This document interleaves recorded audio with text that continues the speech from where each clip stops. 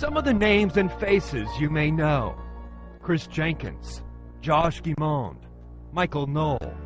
Others you may not: Craig Burrows, Eric Blair, Nathan Hare.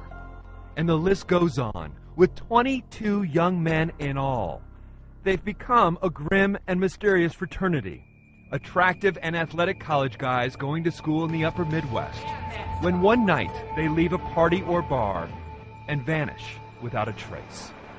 You know, the police department hasn't commented about this case except to call it a tragic accident. I think that what's tragic here is that the Zostak family, like so many other families out there, doesn't have answers and goes to sleep every night not knowing what happened to their son. The vigil comes nearly 5 days since the last time David was seen. He was the calmest, most level-headed, low-key guy in the world. It's so hard to fathom. Leaving the U of M's Wilkins Hall Tuesday night. It's hard to believe. There, dozens of searchers scoured the U's main campus Friday. The 6'4" athlete was last seen by friends in front of this nightclub, La Riviera, in the early hours of February 26th. Reports say Bice decided to walk home after a doorman refused him entry because he was too intoxicated.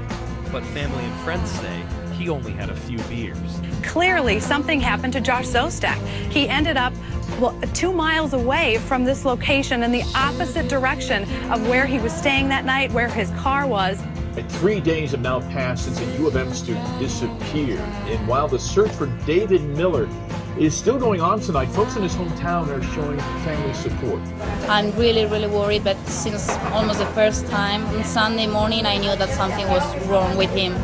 I believe that these young men are being abducted by individuals in the bars, taken out, and at some point even held for a period of time before they are entered into the water. It's been a difficult weekend here at Luther College in Decorah. After searching for 21-year-old Bjorn Norderhog, a missing student, his body is pulled from the upper Iowa River.